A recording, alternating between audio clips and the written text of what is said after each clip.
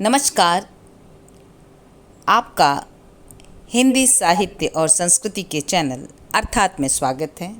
मैं हूं डॉक्टर ऋतु सिंह और हम पढ़ रहे हैं डॉक्टर तुलसीराम की आत्मकथा मुर्दहिया। अब तक हमने मुर्दहिया के 4 अध्याय पढ़ लिए हैं और 3 अध्यायों को आगे के वीडियो में हम पढ़ेंगे।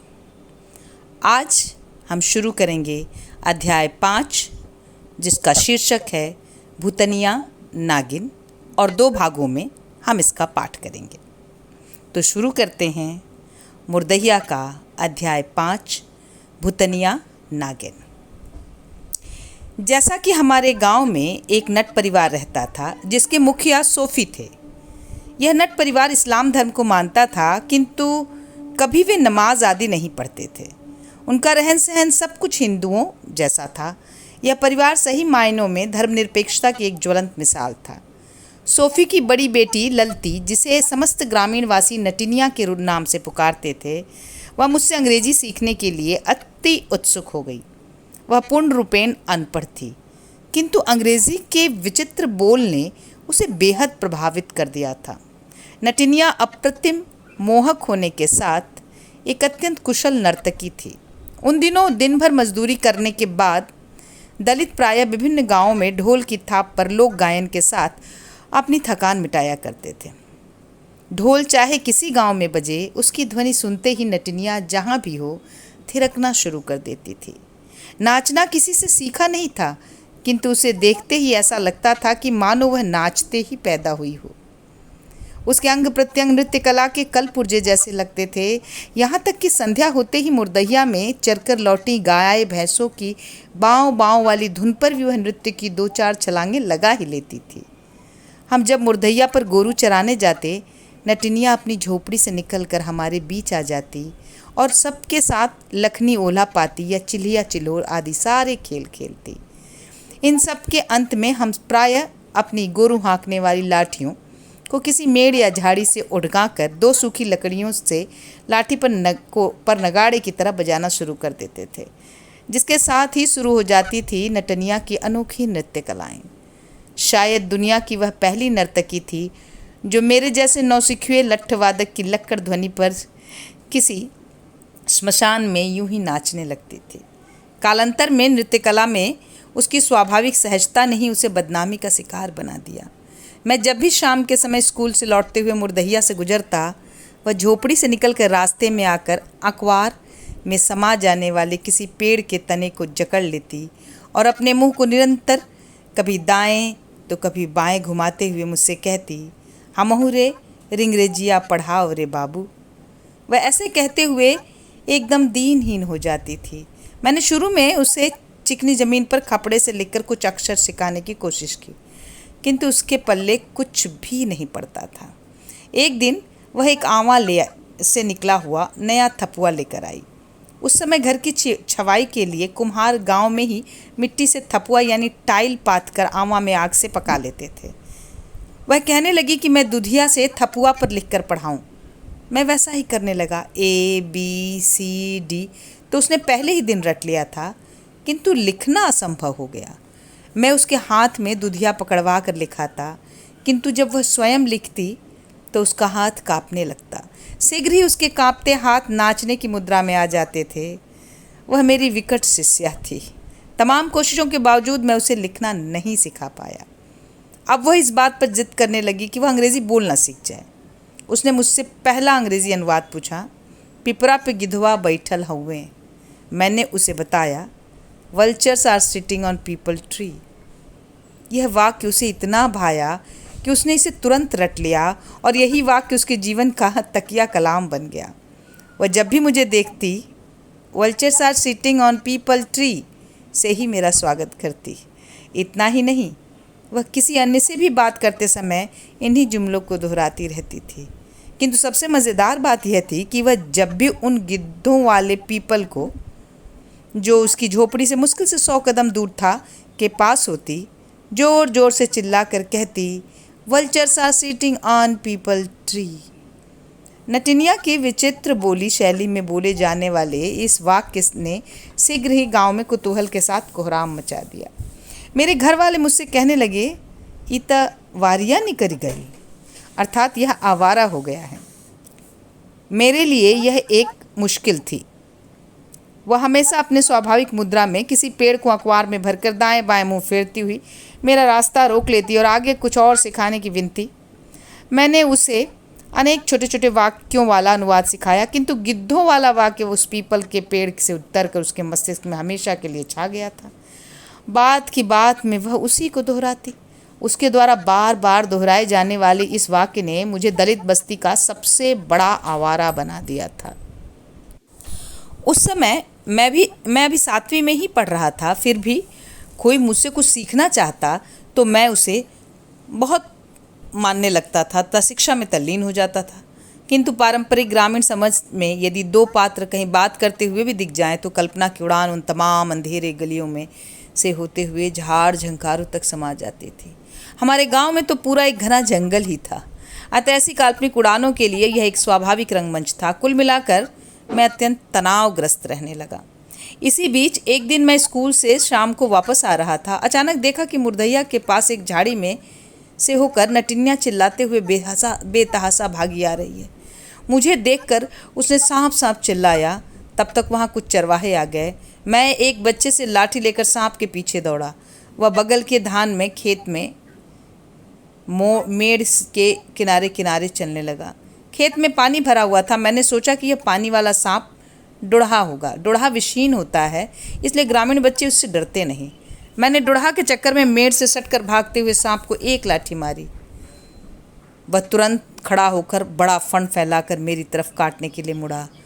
मैं थरथराते हुए लाठी से बगल से प्रहार करके सांप को पानी में गिराकर अंधाधुंध लाठी चलाता रहा। अनगिनत लाठी मारने के बाद जब थक कर चूर हो गया तो देखा कि सांप अभी भी पूंछ हिला रहा है। उसके पेट में लाठी डालकर सांप को बाहर जमीन पर फेंका। अन्य चरवाहों ने उसके मुंह को कुचलकर पिघला दिया। फिर सारे चरवाहे कहने लगे कि यह तो बड़ा पुराना गेहुअन सांप है, इसकी पूंछ झड़ गई है, इसलिए यह 100 साल पुराना है। वास्तव में हमारे गांव में पूंछ झड़े सांप के बारे में ऐसे ही अंधविश्वास था। हमारे गांव वाले यह भी विश्वास करते थे कि यदि मंगलवार को किसी को कोई सांप काट ले तो उसे जहर नहीं चढ़ेगा। इस अंधविश्वास के कारण लोग पानी वाले विषहीन सांप डुढ़ा को पकड़ पकड़ कर उससे अपने को कटवाने की कोशिश करते रहते थे। इसी कोशिश के चलते मैं स्वयं पानी में भागते 1-2 फीट लंबे डुढ़े से के बच्चों को पूंछ की तरफ से पकड़कर एक खास अंदाज में ज़मीन पर पटक कर मार डालता था। किंतु ये सांप कभी काटते नहीं थे, इसलिए सांपों से मेरा भय धीरे धीरे समाप्त होने लगा था। मेरे गांव के लोग डुढ़े को मेरी ही तरह पानी में पकड़कर ज़मीन पर पटका करते थे। किंतु उस दिन जो सांप मरा वह वास्तव में जहरीला गेहुअन ही था। उसे मारते समय डरकर मैं दादी द्वारा बताए गए मंत्र जय राम जमेदर को भी दोहराता जा रहा था। मरे सांप को वहीं छोड़कर हम अपनी दलित बस्ती में आ गए। कुछ देर बाद सांप मारने की कहानी तेजी से बस्ती में फैल गई। लोग कहने लगे कि वह मुर्दैया का बहुत पुराना भूत था, इसलिए उसकी पूंछ झड़ गई थी। मेरे गुस्सैल नग्गर चाचा कहने लगे, भूत नाग के रूप में घूमते हैं और उन्हें कोई मार दे तो भूतनी नागिन बनकर मारने वाले का फोटो खींचकर अपनी आंख में बसा लेती है और वह 12 वर्ष तक बदला लेने के लिए घूमती रहती है। वे गालियां बरसाते हुए कहने लगे कि भूतनी नागिन कभी न कभी जरूर बदला लेगी। पूरी बस्ती में नागिन की ऐसे ही चर्चा होने लगी। मेरी सबसे बड़ी मुसीबत यह थी कि घर वाले कहने लगे कि नटिनिया के चलते इसने नाग को मारा है। इसी बीच गांव की विचित्र महिला सुमरिया ने रहट्ठा जलाकर उस मरे गेहुअन को एक मोटे डंडे से लटकाकर उसका एक हंडिया तेल निकाल लिया। गांव में किसी को कैसा भी फोड़ा हो उस पर सांप का तेल लगा देने से शीघ्र ही ठीक हो जाता था, इसलिए प्राय लोग सांप का तेल घर में रखते थे। चूँकि मैंने सांप को मुर्दैया पर मारा था, इसलिए अफवाहों तथा अंधविश्वासों का बाजार काफ़ी गर्म हो जाता था। इसलिए नागिनों की बदला लेने वाली कला से नग्गर चाचा इतने आतंकित हो गए कि मुझे घर के दालान में अन्य लोगों के साथ सोने से मना कर दिया। उनका विश्वास था कि नागिन बदला जरूर लेगी। इस प्रकरण में मेरे साथ नटिनिया भी नाहक में नग्गर चाचा की भद्दी भद्दी गालियों का शिकार होती रही। हमारे घर के अंदर एक ऐसा कमरा था जिसमें भैंस बांधी जाती थी। इसे भैंसूर कहते थे। ऐसा ही एक बड़ा कमरा बैलों के बांधने के लिए भी था, उसे बरदउल कहते थे। अंततोगत्वा भैंस वाले कमरे में मेरी चारपाई लगा दी गई। वास्तविकता यह थी कि कमरा छोटा था, बधी हुई भैंस के पास मुश्किल से चारपाई अटी थी। मैं वहीं सोने लगा। भैंस अक्षर मच्छरों से बचाने के लिए अपनी पूंछ को हिलाते हुए कभी कभी मेरे ऊपर मार देती थी। मैं अचानक यह सोचकर भयाक्रांत हो जाता था कि नागिन बदला लेने आ गई। डर के मारे रोंगटे खड़े हो जाते थे, किंतु मैं चिल्ला भी नहीं सकता था। मेरे जीवन का यह एक अनोखा दौर था। यह वही भैंस थी जिसकी पीठ पर चढ़कर मैं मुर्दहिया जाया करता था। वह किसी मानव की अपेक्षा मुझसे ज़्यादा घुली मिली रहती थी। सवेरा होते वह प्राय चारपाई के बाहर लटकी मेरी बाँह को फूं फूं कर चाटने लगती थी। संभवतः मुझे जगाने का उसका यही अंदाज था। इस संदर्भ में याद आता है कि तरवा गांव की मेरी चचेरी मामी धनवंती, उसके बेटे लखन का गौना हो गया था, किंतु उसकी पत्नी मोटी थी, इसलिए वह उसे विदा कराने नहीं जाता था। धनवंती मामी उसे यह कहते हुए हमेशा कोसती रहती थी, भैंस जैसन जेकर मेहरारू नैहरे में पड़ल ही और ई एहर ओहर लुहेड़वा बन के घूमेला। संभवतः धनवंती मामी की पतोहू से बेहतर थी मेरी वह साक्षात भैंस। इस प्रक्रिया में नाग नागिन की कहानी ने मुझे घोर अंधविश्वासी बना दिया था। संस्कृत के स्कूल के संस्कृत पंडित जी कहने पर शेरपुर कुटी पर लगे एक मेले में मैंने 4 आने की एक छोटी सी गीता खरीदी। रोज़ शेरपुर कुटी पर लगे रोज़ सुबह उस भैंसूर में उठने के बाद मैं गीता के 5 श्लोक पढ़ता और आश्वस्त हो जाता कि अब नागिन पास नहीं फटकेगी। यहाँ तक कि इसके बाद मैं जब भी मुर्दहिया पर गोरू चराने जाता, गीता हमेशा साथ रहती थी। इस तरह मैंने घर में हमेशा के लिए भागने से पूर्व 3 साल से भी ज़्यादा समय उस भैंसूर में गीता पढ़ पढ़ कर बिताया। शायद दुनिया की वह पहली भैंस थी जो इतने लंबे समय तक मुझसे गीता का प्रवचन सुनती रही। यह कैसी विचित्र कहानी थी जो सौंदर्य मोहिनी नटिनिया से शुरू होकर भूतनिया नागिन से होते हुए भैंस के तबेले में जा गिरी। गांव वाले ठीक ही कहते थे, करिया अक्षर भैंस बराबर। इतना ही नहीं, आज मुझे ऐसा प्रतीत होता है कि 400 साल पहले जब शेक्सपियर ने अपना विश्वविख्यात दुखांत नाटक एंटोनी एंड क्लियोपेट्रा लिखा तो शायद उसे मेरे ही गांव वाले जैसे लोगों से नाग नागिन की प्रेरणा मिली होगी। अन्यथा एंटोनी द्वारा अपनी ही तलवार से आत्महत्या के बाद उसकी चहेती मिस्र की रानी क्लियोपेट्रा किसी सपेरे की नागिनों से अपने को डसवा कर क्यों मारती। इस प्रकरण के दौरान हमारे प्रसिद्ध चौधरी सोमर चाचा बुरी तरह बीमार पड़ गए। यद्यपि शरीर से वे बहुत हृष्ट पुष्ट थे, किंतु काफ़ी दिनों से कोढ़ रोग से ग्रस्त हो गए थे। दवा के नाम पर गांव के पौहारी बाबा अगियारी से बना राख प्रसाद के रूप में दे देते और उसी को चौधरी चाचा खाते तथा शरीर पर मलवाते। उनके इस हाथ पांव की उंगलियां टेढ़ी मेढ़ी होकर सिरने लगी थीं। वे मुझे हमेशा अपनी पीठ खुजलाने के लिए कहते। मैं जब भी उनकी पीठ अपने नाखूनों से खुजलाता, उसके खरोंच से साफ साफ निशान बन जाते थे, जिसका फ़ायदा उठाकर मैं उनकी पीठ पर गणित के लघुत्तम तथा महत्तम जैसे सवाल हल करने लगता था। गणित के इन अंकों की नाखून द्वारा लिखावट के कारण पीठ खुजलाने की गति धीमी हो जाती थी, जिससे चिढ़कर वे मुझे गरियाने लगते थे। अतः इन सवालों को अधूरा छोड़कर मैं पुनः जोर जोर से पीठ खुजलाने लगता था। इस प्रक्रिया में हल किया गया गणितांश एकदम मिट जाता था। उनके बार बार चिढ़कर गरियाने के बावजूद मैं लगभग रोज ही उनकी पीठ को श्यामपट बना लेता था। सन 1961 के जाड़ों में उनकी हालत बहुत खराब हो गई। चमरिया माई तथा भूतों की पूजा आदि से उनकी बीमारी पर कोई असर नहीं पड़ा। हमारे वही दोनों में लगा दी गई उनके द्वारा एक रहस्यमयी शक्ति चौधरी चाचा को जिंदा रखने में लगा दी थी। उनके द्वारा एक रहस्यमयी अनुष्ठान आधी रात को किया गया। हमारे घर के ठीक सामने एक बहुत पुराना नीम का पेड़ था। बरसात के दिनों में इस पेड़ के एक कोतड़े से ताड़ी की तरह श्वेत पदार्थ निकलता था, जिससे वह अत्यंत रहस्यमयी बन गया था। हमारे घर में मुर्गे पाले जाते थे। उनके रहने के लिए उसी नीम के पेड़ पर एक छितना बांध दिया गया था, जिस पर शाम होते हुए उड़कर बैठ जाते थे और सारी रात वहीं बिताते थे। यही मुर्गे हमारी दलित बस्ती में अलार्म घड़ी का काम करते थे। इसी नीम के पेड़ के नीचे ओझा सोखा अपने कानों में उंगली डालकर देवी माँ का सस्वर गुणगान करते तथा छोटा सा गोल चक्कर लगाकर खूब हिचकने लगते थे। इस दौरान एक बलि का बकरा भी घुमाया जाने लगा। इस प्रक्रिया के 7 बार पूरा होने के बाद इन तांत्रिकों ने जोर से खून खून चिल्लाया और शीघ्र ही नग्गर चाचा के बड़े बेटे बल्ली भैया ने गणासे के एक ही वार से ऐसे घुमाए जा रहे बकरे का सिर धड़ से अलग कर दिया। इस बलि प्रक्रिया में गणासे के वार और बकरे की मरण ध्वनि के मेल ने अजीब सी खच्चक उत्पन्न कर दी थी, जिससे नीम पर बैठे मुर्गे यकायक घबराकर फड़फड़ा उठे।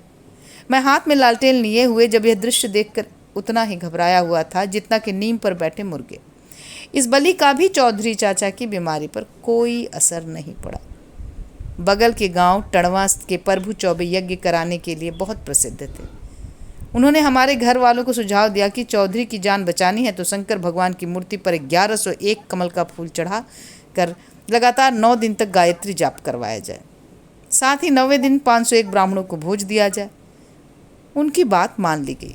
पिताजी तथा चौधरी चाचा के बड़े बेटे रजई भैया उसी गंभीर वन के ताल से गिनकर 1101 फूल तोड़कर बहंगी पर लटका कर लाए थे। चौबे जी ने कड़ा आदेश दिया था कि कमल के फूलों को अपने सिर पर रखकर हरगिज नहीं लाना है, क्योंकि किसी के सिर पर पहले चढ़ा फूल शिव के सिर पर कैसे चढ़ाया जाएगा। कमल के फूलों को प्रभु चौबे ने अपने छोटे भाई शंभू की मदद से एक एक करके शिव मूर्ति पर चढ़ाया। इसके बाद उसी बाबा हरिहर दास की कुटी वाले शिव मंदिर में वे रोज सुबह से शाम तक गायत्री मंत्र का जाप करते रहे तथा दिन भर व्रत रहते। शाम के समय उन्हें वही सिद्धा पहुंचाया जाता जिसे वे अपने हाथों से अहराप लगाकर पकाते और खाते। सिद्धा में आटा, दाल, चावल तथा आलू आदि रोज मैं ही पहुंचाने जाता था। गायत्री जाप के प्रति ये दोनों पुरोहित भाई बेहद समर्पित व्यक्ति थे। विशेष रूप से प्रभु चौबे अत्यंत शराफत से बात करते थे तथा उन्हें कभी क्रोधित होते नहीं देखा गया। वे कर्मकांडी अवश्य थे, किंतु उनके व्यवहार में सामाजिक तिरस्कार की भावना बिल्कुल नहीं थी। गायत्री का जाप उनका तरीका विचित्र था। प्रभु चौबे ने शुरू में ही कह दिया था कि यह जाप जब भी शुरू होगा वह लगातार 101 बार चलता रहेगा। अतः उन्होंने इस गिनती के लिए एक परई में जौ के 101 दाने रख लिए थे तथा साथ में वे एक खाली परई भी रखते थे। हर गायत्री मंत्र का मंत्र पूरा होने जाने पर वे जौ के एक दाने को खाली परई में डालते जाते थे। इस तरह उनके द्वारा गायत्री जाप का अभियान पूरा होता था। इस प्रक्रिया में दिन भर जाप चलता रहता था। वे शिव मंदिर में स्थापित शिवलिंग के ठीक सामने दालान में चटाई बिछाकर बैठ जाते और सस्वर वैदिक विधा में मंत्रोच्चार करते रहते थे। मैं जब भी सिद्धा लेकर जाता मुझे काफ़ी देर तक मंत्रावधि समाप्त होने का इंतजार करना पड़ता, जिसके कारण मैं मंदिर के बाहर खड़ा खड़ा मन ही मन उनके द्वारा उच्चरित मंत्रों को दोहराता रहता था। इसका परिणाम यह हुआ कि गायत्री मंत्र का यह श्लोक मेरी ज़बान पर पूरी तरह समा गया। ओम भूर्भुवः स्वः तत्सवितुर्वरेण्यं भर्गो देवस्य धीमहि धियो यो नः प्रचोदयात्। मैं घर वापस आकर यह श्लोक दोहराता रहता था। घर वालों को बताता कि प्रभु चौबे इसी का जप करते हैं। मेरे द्वारा मंत्र उच्चारण से घर वाले हैरत में जरूर पड़ जाते थे, किंतु दादी कहती, बभनन का नकल मत करा तो के पाप पड़ी। दादी की इन बातों से मेरे मन में बड़ा डर पैदा हो जाता था। गायत्री जाप के 9वें दिन 501 ब्राह्मणों की दावत उसी मंदिर पर होनी थी। प्रभु चौबे पहले ही से कह रखे थे कि दावत के बाद हर ब्राह्मण को दक्षिणा में कम से कम 1 पैसा लाक्षणिक रूप से अवश्य दिया जाना चाहिए। अतः मुझे जब भी दुकान या बाजार भेजा जाता, 1 अन्नी 2 अन्नी या 54 अन्नी वाले सिक्कों को मैं दुकानदारों को देकर फुटकल में तांबे वाला 1-1 पैसा मांगता। यही बड़ा वाला 1 पैसा डब्बल कहलाता था। इस तरह हमने उस 9 दिन के अंदर 501 डब्बल इकट्ठा किया था। गायत्री जाप के दौरान घर का कोई अन्य व्यक्ति मंदिर में नहीं जा सकता था, किंतु ब्राह्मण भोज के दिन वहाँ सबको रहना था। भोज में पूड़ी, आलू, कोहड़े की सब्जी, लड्डू तथा दही का इंतज़ाम किया गया था। सारा भोज पदार्थ मंदिर पर एक हलवाई ने तैयार किया था। हमारे गांव के आसपास दर्जनों गांव के ब्राह्मणों को घर वालों ने हाथ जोड़ जोड़कर इज्जत दी थी, इसलिए सैकड़ों की संख्या में ब्राह्मण उस भोज में आए थे। हमारे गांव के ब्राह्मणों को तो झारा न्योता था, क्योंकि हर घर के सभी सदस्य को निमंत्रण। कुल मिलाकर 501 से ज़्यादा ही ब्राह्मण भोज में आए थे। जिस दिन यह भोज हुआ था उस दिन घर में उत्सव सा माहौल था। शादी विवाह जैसे अवसरों वाली खुशी छाई हुई थी। परिवार के सभी लोग नहा धोकर मंदिर जाने की तैयारी करने लगे। अचानक नग्गर चाचा ने आदेश दिया कि मुझे छोड़कर अन्य सभी लोग मंदिर जाएंगे। ऐसा सुनकर मैं धराशायी सा हो गया था। मैं कुछ बोल नहीं पाया। घर के सभी लोग मंदिर की तरफ चल पड़े और मैं उन्हें जाते देखता रहा। बात समझ में आ गई थी। हकीकत यह थी कि मैं अपशकुन था, इसलिए मुझे घर पर रोक लिया गया था। सबके मंदिर चले जाने के बाद मैं अपने घर के सामने वाले पंचायती कुएं की जगत पर लेटे लेटे उसी गायत्री मंत्र का पाठ मन ही मन तब तक करता रहा जब तक कि देर रात गए सभी लोग ब्राह्मण भोज से वापस नहीं आ गए।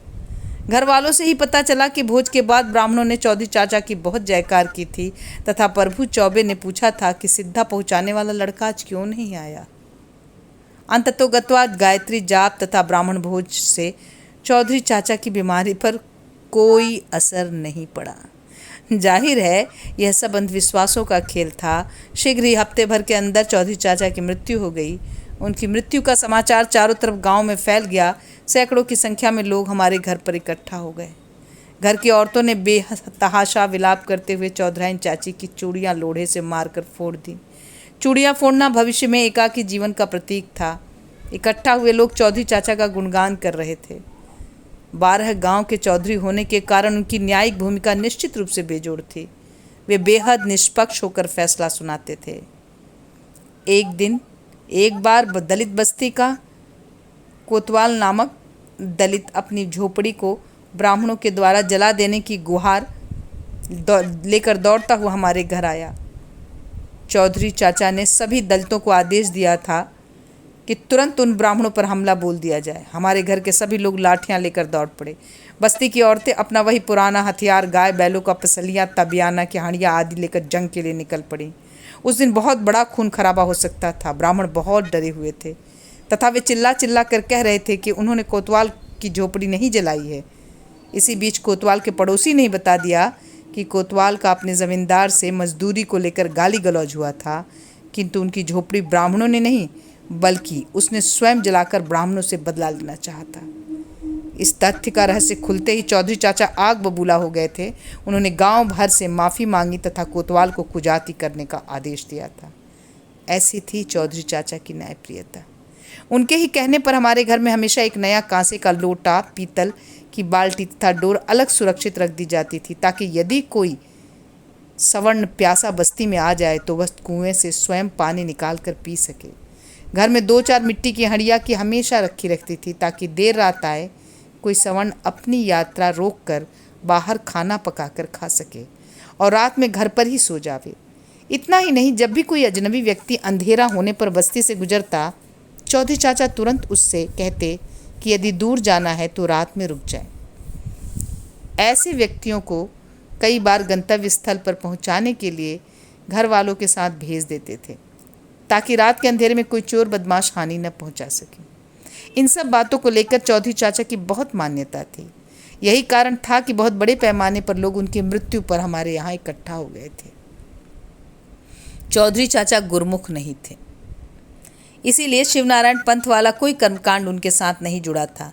कोई गाजा बाजा भी नहीं था, किंतु वही बरहलगंज वाला बंकिया डोम अपने युद्धोन्मादी सिंघा लेकर आधम का था।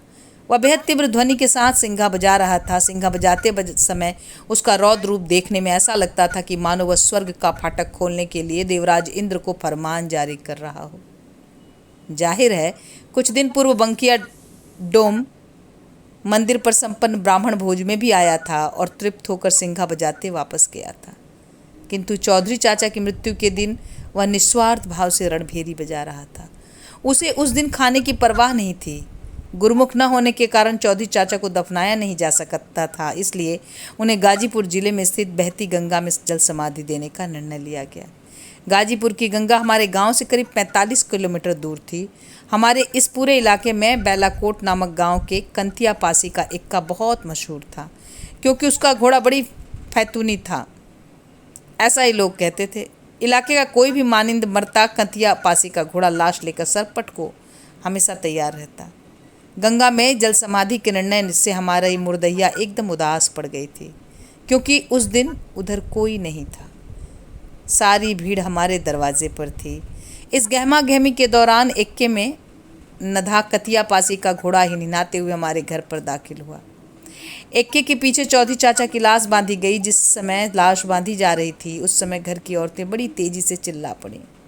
विशेष रूप से चौधराइन चाची छाती पीट पीट कर रुदन गायकी के लहजे में कराह उठी, हमरे रजवा के कहवा लेहले जात हुआ हो घोड़ा बीरना। इक्का के पीछे हिस्से में दोनों पहियों के पास बांस की कईन से में लाल झंडियाँ फहरा कर बांध दी गई थी। इन झंडियों में बंधा इक्का महाभारत के रथ जैसा दिखाई दे रहा था। यकायक जोर का शोर मचा और चौधरी साहब की जय तथा बिलखती औरतों के क्रंदन के बीच बांके डोम का सिंघा चिंगाड़ उठा। देखते ही देखते कंतिया पासी ने घोड़े पर जोर का चाबुक लगाया और वह कंचिया पगडंडी पर पड़ी धूल उड़ाता हुआ गाजीपुर की गंगा की तरफ दौड़ पड़ा। नग्गर चाचा तथा चौधरी चाचा के बड़े बेटे रजई भैया लाश के साथ गए। उन्होंने गंगा की बीच धारा में एक नौका के माध्यम से लाश के साथ कुछ भारी पत्थर बांधकर उसे डुबो दिया। उस समय गंगा में ऐसे ही जल समाधि दी जाती थी। अपनी तेज रफ्तार के कारण कंथिया पासी का इक्का लाश ढोने के लिए विख्यात हो गया था। उसकी चाल से ही लग जाता था कि असली मुक्तिदाता गंगा नहीं बल्कि वह घोड़ा था। मृत्यु के तीसरे दिन के संस्कार को घाट नहाना कहते हैं। उस दिन पुनः 12 गांव के सैकड़ों लोगों ने पत्तु मिसिर के पोखरे में नहाकर छटकिया नाई से सिर मुड़वाया तथा घर आकर बहुरी खाया। 13वें दिन बहुत बड़ा मृत्यु भोज हुआ। इलाके के सैकड़ों लोग मृत्यु भोज में सिद्धा लेकर आए, अर्थात मृत्यु भोज में खर्च होने वाला सारा राशन पानी पंचों ने उठाया। उस दिन बंकिया डोम के साथ साथ इलाके के अनेक दफलची तथा ढोल नगाड़े वाले घर पर जमघट लगाए हुए थे। कवि काजी नजरूल के शब्दों में आकाशे दामामा बाजे वाली स्थिति थी। घंटों तक दफले नगाड़े बजते रहे। भोज के बाद इनकी ध्वनियाँ और तेज हो गई थी। वहाँ कोई नृत्य का दृश्य तो नहीं था, किंतु मैं बार बार सोच लेता था कि नटिनियाँ अपनी झोपड़ी में अवश्य थिरक रही होगी। इस तरह चौधरी चाचा की मृत्यु के साथ हमारे इलाके के दलित जीवन का एक अनोखा दौर समाप्त हो गया। इसके कुछ दिन बाद पास के ही एक गांव में गौना की बारात आई थी। बारात के साथ जो नौटंकी आई थी उसका मुख्य नचनिया ही दूल्हा था। वह रंगमंच पर साड़ी पहनकर नाचने लगा। इस बीच गांव की एक अन्य लड़की से उसकी आंखें टकरा गई। वह रात के अंधेरे में बारात को वहीं छोड़कर उस लड़की को लेकर भाग गया। रात में ही घरातियों तथा बारातियों में मारपीट की नौबत आ गई। दूसरे दिन दोनों पक्ष पंचायत के लिए हमारे घर आए। चौधरी चाचा की बिना यह पहली पंचायत थी। मुन्नर चाचा ने फैसला सुनाया कि जो लड़की नचनिया दूल्हे के साथ भाग गई है उसे उसके साथ रहने दिया तथा गौना वाली लड़की की दूसरी शादी करा दी जाए, जिसका खर्च भगोड़ा पक्ष देगा। इस तरह यह मामला हल हुआ। इस घटना के बाद मठिया की एक अन्य लड़की श्यामा, जो हमारे स्कूल में 7वें दर्जे में पढ़ती थी, की शामत आ गई। लोग कहने लगे कि वह बाल खोलकर स्कूल जाती है, बेसवा हो गई है, अतः उसकी पढ़ाई छुड़ा दी गई। इस बीच हमारे घर में भी एक विचित्र स्थिति पैदा हो गई। मेरी माँ बस्ती के किसी भी व्यक्ति से बात करती, पिताजी तुरंत उसके चरित्र पर उंगली उठाना शुरू कर देते। वे माँ को बड़ी भद्दी भद्दी गालियाँ देने लगे थे। उनकी गालियों से ही पता चलता कि मेरे नाना का नाम सरजू था।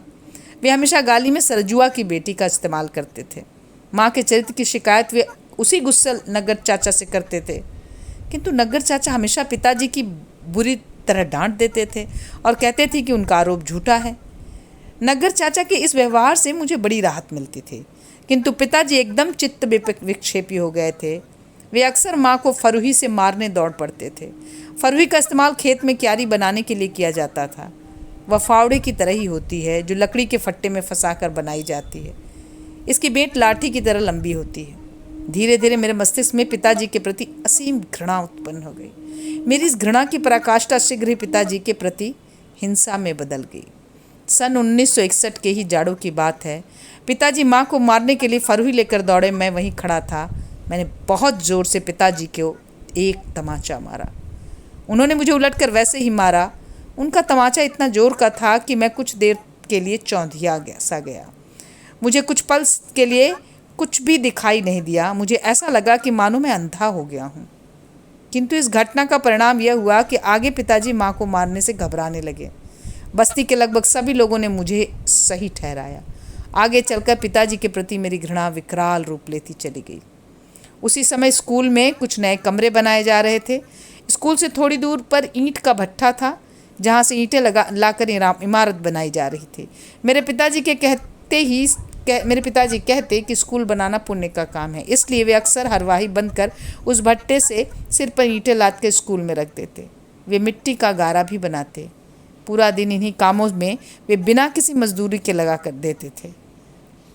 उनका ऐसा व्यवहार अत्यंत परोपकारी था, किंतु माँ के प्रकरण में से उत्पन्न घृणा मेरे अंदर बढ़ती ही गई।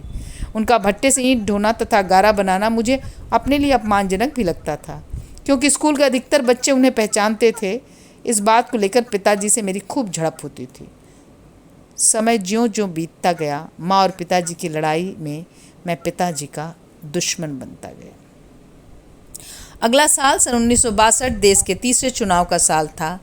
इसकी दस्तक से पहले ही स्कूल में एक बार फिर विकास प्रदर्शनी लगाई गई। इस बार के सांस्कृतिक कार्यक्रमों में पहली बार एक फिल्म दिखाई गई जिसका नाम था चक्रधारी। सन 1961 के नवंबर का महीना था। खूब जाड़ा लग रहा था। स्कूल के आसपास दर्जनों गांवों से सैकड़ों लोग फिल्म देखने आए थे। स्कूल के सामने मैदान में एक बड़े श्याम पट पर सफ़ेद पर्दा लगाया गया था, जिस पर जनरेटर के माध्यम से फिल्म दिखाई गई। मैं उस भीड़ में काफ़ी दूर बैठा था। जनरेटर की आवाज़ इतनी ज़्यादा शोर मचाने वाली थी कि फिल्म का कोई डायलॉग समझ में नहीं आ रहा था। हीरो हीरोइन का नाम भी किसी को मालूम नहीं हुआ, किंतु उस फिल्म का एक गाना सबकी ज़ुबान पर छा गया। गाने की पहली लाइन थी, चोली तू सीना संभाल ए दर्जी, जाना है कल ससुराल। फिल्म की थीम बिल्कुल समझ में नहीं आई, क्योंकि रीलें बार बार कट जाती थी। अंत में सिर्फ इतना समझ में आया था कि अकाल के कारण एक कुम्हार का मिट्टी के बर्तन बनाने का कारोबार खत्म हो गया था, किंतु कृष्ण भगवान की पूजा से तेज बारिश हुई और कुम्हार के घर खुशहाली वापस आ गई। चूँकि हमारे उस दूर दूर के इलाके में पहली बार किसी फिल्म का प्रदर्शन हुआ था, इसलिए उसकी चर्चा गांव-गांव में होने लगी थी। शीघ्र ही इलाके के लफंगे जहाँ कहीं भी किसी युवती को देखते उक्त गाने को दोहराने लगते थे। इस बीच मेरे पिताजी गृह कलह से ऊबकर आसनसोल चले गए। वे वहाँ किसी कोयलरी में काम करने के लिए गए थे, किंतु मुश्किल से 15 दिन रहने के बाद उन्हें सुदेसर पांडे की हरवाई छोड़ देने का पाप सताने लगा। अतः अपने अंधविश्वासी ब्रह्महत्या के पाप से बचने के लिए वे गांव वापस आ गए। अंधविश्वासों की कड़ी में हमारे घर की एक भाभी दुलरिया, जो पहलवानी सीखने वाले गोकुल भैया की पत्नी थी और जो बबुरा धनुआ गांव के पास वाली चमरौटी से ब्याह कराई थी, एक तरह के मनोरोग से पीड़ित हो गई। उनका अक्सर पेट दर्द करता और वह तुरंत ओझैती वाले भभूत मांगने लगती। उस समय पास के ही चतुरपुरा नामक गांव में एक दलित औरत ओझैती करती थी। उसे लोग चमैनिया के नाम से पुकारने लगे थे। लगभग हर रोज़ ही वह भभूत लाने को कहती। भभूत यानी अगियारी से बनी राख लाने का काम मुझे ही सौंपा जाता था। वह चमैनिया की भभूत खाते ही कहने लगती, पेट का दर्द बंद हो गया। कुछ दिन तक तो मैं चमैनिया से भभूत लाकर उन्हें देता रहा, किंतु बाद में मुझे एक खुराफात सूझी। मैं घर से शाम के समय भभूत लेने निकला और मुर्दहिया के पास नटिनिया की झोपड़ी की राख लेकर एक पलास के पत्ते में लपेटकर कुछ देर बाद घर वापस आ जाता। इस राख को भी खाकर वह कहती कि पेट दर्द ठीक हो गया। इसके बाद मैं अनगिनत बार भभूत मांगने पर उस भाभी को नटिनिया की झोपड़ी से राख लाकर दे देता और वह ठीक होती रही। कभी कभी तो मैं घर से ही राख लेकर इधर उधर से घूमकर वापस आ जाता, जिसे खाकर वह ठीक हो जाती थी। वह कहती कि उनका पेट दर्द भूत प्रेत के कारण होता था। इस संदर्भ में मुझे याद आता है, एक 2500 साल पुराना भुतहा बौद्ध भिक्षु जो बीमार पड़ने पर सूअर के बद्ध स्थल पर जाकर उसका कच्चा मांस खाता और खून पीकर कहता कि उसकी बीमारी ठीक हो गई। उस भिक्षु के बारे में अन्य भिक्षुओं ने बुद्ध को बताया, जिसके बाद उन्होंने एक नियम बनाकर अनुमति दी कि भुतहे रोग से पीड़ित भिक्षु सूअर के कच्चे मांस तथा खून का सेवन कर सकता है। इस घटना का उल्लेख विनय पिटक के भैषज्य स्कंध में किया गया है। यद्यपि बुद्ध भूत बैताल आदि में विश्वास नहीं करते थे, किंतु मनोरोगियों को ठीक करने के लिए वे नियमों को लचीला बना देते थे। इन सब घटनाओं के पूर्व सन 1961 की गर्मियों में मैं स्वयं भूतों के संदर्भ में मति विभ्रम का शिकार हो गया था। उन दिनों गन्ने की फसल बोई जा रही थी। जैसा कि गन्ने का कोई जौ गेहूं की तरह बीज नहीं होता है, उसके डंठल का ही बोझ बांधकर एक दिन पहले पानी में डुबो दिया जाता है, जिससे गन्ने के पोर जहाँ से अंकुर निकलते हैं मुलायम हो जाते हैं। बोने से पहले गन्ने के 3-3 पोर वाले डंठल को गड़ासे से काटा जाता था। उसे पताड़ी कहते थे। 2 पताड़ियों के बीच बिना पोर वाले हिस्से को अंगारी के रूप में जाना जाता था, जिसे बच्चे बड़े चाव से चूस जाते थे। उस समय गन्ने की बुवाई से कुछ दिन पूर्व खेतों में लेहड़ बैठाया जाता था। हमारे गांव में गरेड़ियों का एक परिवार था जो सैकड़ों की संख्या में भेड़ पालता था। गड़ेरिया परिवार कुछ शुल्क लेकर बारी बारी से इन खेतों में रात के समय अपनी भेड़ों को बैठा देता था। ये भेड़ें रात भर उसी खेत में रहकर मूतती तथा लेड़ी करती, जिससे खेत उपजाऊ हो जाता था। इस प्रक्रिया को लेहड़ बैठाना कहते थे। पताड़ी जब भी बोई जाती एक उत्सव का माहौल हो जाता था। दलित बस्ती के अपने अपने सभी पट्टीदार उसमें सहयोग देते तथा बोवनी समाप्त होने पर सभी हिस्सेदारों की ऊँख भोज दिया जाता। ऊँख भोज की दावत शादी विवाहों जैसी होती थी। ऊँख भोज के पीछे मान्यता यही थी कि गन्ना जीवनदायी फसल है, इसलिए उसकी बुवाई का दिन त्योहार जैसा होता है। बुवाई के दिन गन्ना के खेतों में पानी की बहुत ज़्यादा आवश्यकता होती थी, किंतु सिंचाई के साधन बहुत कम थे। गांव के एक कुएं में एक पंडित का रहट अभी नया नया लगा था। रहट एक बैलगाड़ी के पहिए के बराबर बड़ी सी घिर्री होती थी, जिस पर से गुजरती हुई 50 डब्बे नुमा छोटी छोटी बाल्टियाँ कुएं के पानी में लटकी रहती थीं। इस मशीन को 2 बैलों की जोड़ी के माध्यम से गन्ना की पिराई करने वाली कल की तरह चलाया जाता था। इस तरह रहट के चलने से बाल्टियाँ का पानी लगातार कुएं के बाहर नाली में गिरकर खेतों में चला जाता था। पंडित रहट किराए पर चलाते थे। सिंचाई की व्यवस्था के कारण हमारे घर वालों की बारी रात के समय आई, अर्थात गन्ने की सिंचाई के लिए रात भर रहट हाँकना था। वहाँ रात भर लालटेन जलाकर रखना था, किंतु मिट्टी का तेल समाप्त हो गया था। अतः रात के समय मुझे टणवा गांव की एक दुकान में से मिट्टी का तेल लाने के लिए भेजा गया। मैं अंगोछे में आधा सेर जौ बांधकर तेल लेने चल पड़ा। ऐसे किसी भी काम के लिए घर वाले हमेशा रात के समय मुझे ही भेज करते थे, जिसका एकमात्र कारण यह था कि अपशकुन होने के कारण मेरा चाहे जो अनिष्ट हो जाए, किंतु घर के किसी अन्य सदस्य का कुछ न बिगड़े। यहाँ तक कि घर का कोई आदमी बरहलगंज बाजार गए आदमी को जोर से चिल्लाकर पुकारते को कहा जाता था। मुर्दैया के सन्नाटे से लगाई गई मेरी आवाज़ बहुत दूर तक जाती, जिसे सुनकर बाजार से लौटता आदमी मेरी ही तरह चिल्ला कर कहता, आवत हैं। मैं उन्हें लेकर घर वापस आ जाता, किंतु जब कभी मैं कहीं से रात होने पर लौटता, घर के किसी को वैसी हाँक लगाने के लिए नहीं भेजा जाता। रहट वाले दिन मैं तेल लेने उसी मुर्दैया से होते हुए टणवा चला गया। जाते समय जरा भी नहीं डरा, किंतु लौटते समय चारों तरफ सोता पड़ गया था और जंगली रास्ते से गुजरते हुए मुर्दैया एकाएक डरावनी लगने लगी। रात उजाली थी, क्योंकि चंदा मुर्दैया के ठीक ऊपर जगमगा रहा था। कुछ दूर पीपल के पेड़ पर बैठा एक गिद्ध फड़फड़ा उठा और मैं काल्पनिक भूत की आशंका का शिकार हो गया।